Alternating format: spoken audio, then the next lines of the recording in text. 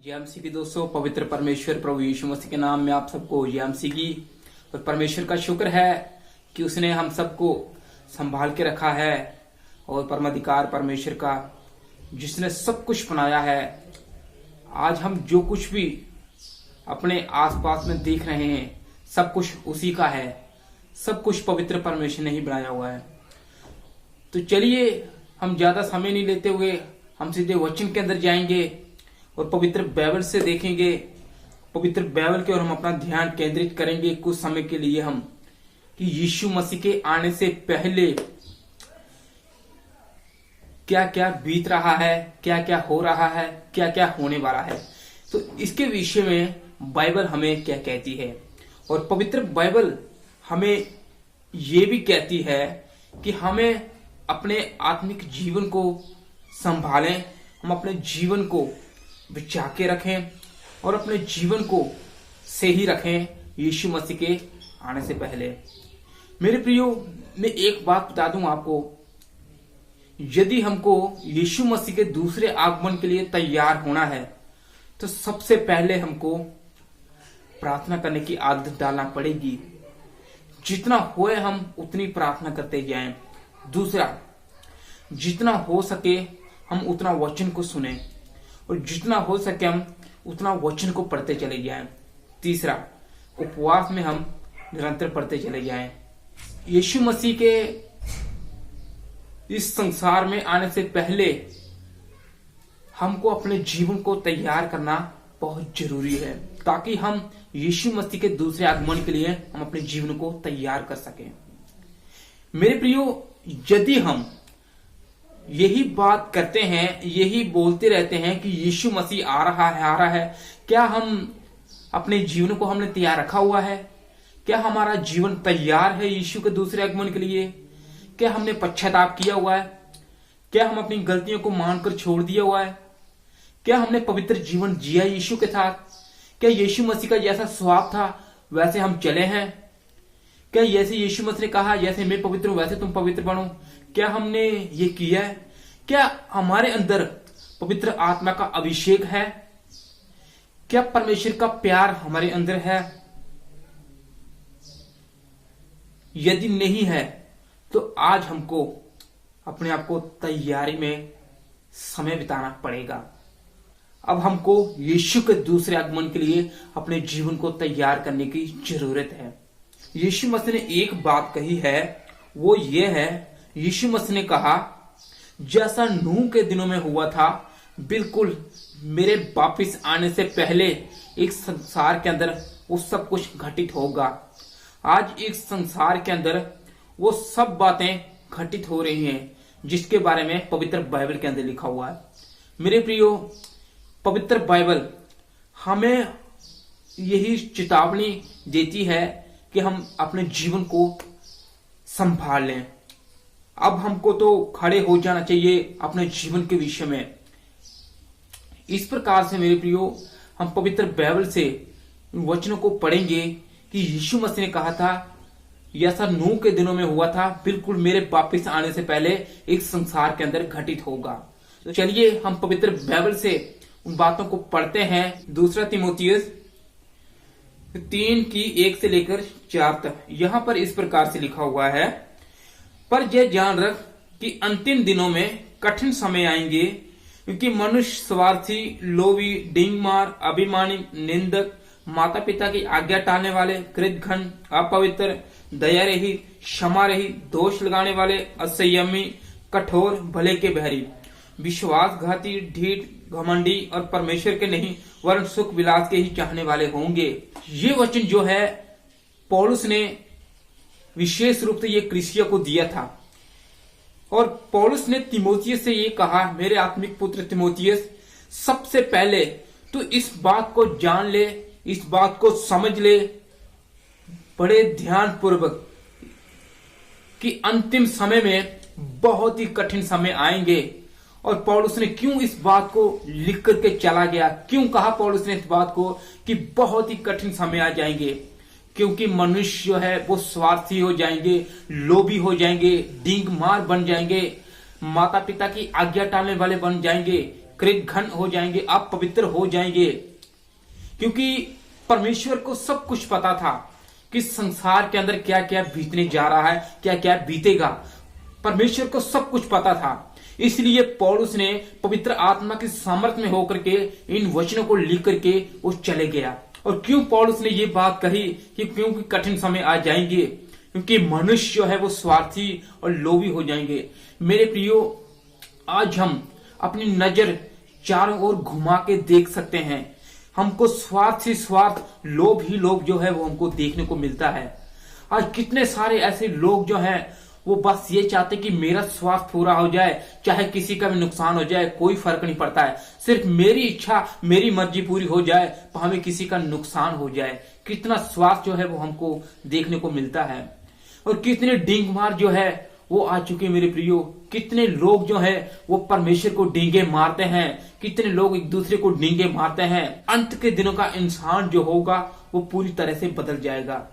परमेश्वर ने बिल्कुल वास्तव में इंसान को ऐसा नहीं बनाया था कि वो बदल जाए, बिगड़ जाए, अपवित्र हो जाए। परमेश्वर ने इंसान को बनाया था कि वो परमेश्वर के चरणों में रहे और परमेश्वर की स्तुति आराधना करे। लेकिन इंसान जो है वो बदल चुके हैं। जैसा नूह के दिनों में हुआ था, यीशु मसीह ने कहा मेरे वापस आने से पहले इस संसार के अंदर बिल्कुल वैसा का वैसा घटित होगा। सचमुच मेरे प्रियो, वो बातें, वो भविष्यवाणियां बाइबल में जो लिखी हुई है वो आज हमारे समय में पूरी होती चली जा रही हैं। और कोई व्यक्ति भी इस बात पर ध्यान नहीं दे रहा है कि परमेश्वर का वचन जो है वो पूरा होता चला जा रहा है। मेरे प्रियो, आज बिल्कुल वैसा का वैसा हो रहा है। इंसान ने अपनी जिंदगियां जो है वो अपवित्र कर रखी हुई हैं। आज किसी को लगता ही नहीं है वो कुछ गलत काम कर रहा है। जवान लड़कियां, जवान लड़कों को कुछ लगता नहीं है वो कुछ गलत काम कर रहा है या कर रही हैं। इस प्रकार के जमाने में आज हम जी रहे हैं मेरे प्रियो, जिसके बारे में बाइबल में लिखा हुआ है कि अंत के समय में बहुत ही कठिन समय आ जाएंगे। और इस प्रकार से पवित्र बाइबल कहती है क्योंकि मनुष्य स्वार्थी हो जाएंगे, लोभी हो जाएंगे, डींगमार हो जाएंगे, अभिमानिक, निंदक, माता पिता की आज्ञा टालने वाले, कृतघ्न, अपवित्र। आज कितने लोग जो हैं अपने माता पिता को मारते हैं, कोसते हैं, कूटते हैं, एक दूसरे को बुरा भला कहने में लगे हुए हैं मेरे प्रियो। आज इंसान जो है वो पूरी तरह से बदल गया है। छोटी छोटी बच्चियों को बलात्कार कर रहे हैं, जवान लड़कियों को मार रहे हैं, एक दूसरे का कत्लेआम करने में लगे हुए लोग, एक दूसरे की हत्या करने में लगे हुए मेरे प्रियो। किस प्रकार के समय में आज हम अपना जीवन जो है वो व्यतीत कर रहे हैं। इसका प्रमाण ये होगा कि यीशु मसीह के आने का समय अब जो है और निकट आता चला जा रहा है मेरे प्रियो। पवित्र बाइबल हमें यही कहती है कि अब हमको अपने आत्मिक जीवन के विषय में होश हवास में आ जाएं, जिसके बारे में बाइबल में लिखा हुआ। इस प्रकार से मेरे प्रियो, आज पाप जो है वो अपने चरम के ऊपर पहुंच चुका है। इस प्रकार से मत्ती रचित सुसमाचार में लिखा होगा कि पाप के बढ़ने से बहुतों का प्रेम जो है वो ठंडा पड़ जाएगा। इंसान का जो नेचुरल प्यार है उसको इंसान जो है वो खो चुका है मेरे प्रियो। जब परमेश्वर ने इंसान को बनाया था बिल्कुल ऐसा नहीं बनाया था जैसा कि आज बन चुका है। किसी को कुछ लगता नहीं है वो कुछ गलत काम कर रहा है, बस डींगे मारनी है, एक दूसरे के बुरा भला कहने में लगे हुए हैं, कत्लेआम करने में, बुरा भला लड़ाई झगड़ा में करने में लगे हुए हैं एक दूसरे को। इंसान जो हो पूरी तरह से बदल जाएंगे। और ये वचन जो है पौलुस ने तिमोथियस दिया कि है मेरे आत्मिक पुत्र तिमोथियस, सबसे पहले तो इस बात को जान ले, समझ ले कि अंतिम दिनों में बहुत ही कठिन समय आ जाएंगे। चलिए हम एक वचन और पढ़ लेते हैं, मत्ती रचित सुसमाचार उसकी 24 की 36 से लेकर 39 तक। मत्ती रचित सुसमाचार चैप्टर नंबर 24 36 वर्ष से लेकर 39 तक। यहां पर इस प्रकार से लिखा हुआ, उस दिन और उस घड़ी के विषय में कोई नहीं जानता, न स्वर्ग के दूत न पुत्र, केवल पिता जानता है। जैसा नूह के दिनों में था वैसे मनुष्य के पुत्र का आना भी होगा। क्योंकि जैसे जल प्रलय के पहले दिनों में उस दिन तक नूह जहाज पर ना चढ़ा, उस दिन तक लोग खाते पीते थे, उनमें ब्याह शादियां होती थी। जब तक जल प्रलय आकर उन सबको वहां ना ले गया तब तक उनको कुछ भी मालूम ना पड़ा। वैसे ही मनुष्य के पुत्र का भी आना होगा। इस प्रकार से यीशु मसीह ने कहा जैसा नूह के दिनों में हुआ था बिल्कुल मेरे वापिस आने से पहले इस संसार के अंदर घटित होगा। आज इंसान जो है वो मानने के लिए तैयार ही नहीं है। पवित्र बाइबल की भविष्यवाणियां जो है वो पूरी होती चली जा रही है मेरे प्रियो। नूह के जमाने में ऐसा हुआ था कि पाप जो था वो बहुत ज्यादा बढ़ चुका था और पाप से परमेश्वर को नफरत हो गई थी। और इस प्रकार से परमेश्वर ने नूह से कहा तू अपना जहाज बना ले, उस पर चढ़ जा और मैं सब प्राणियों को नष्ट करने पर हूं।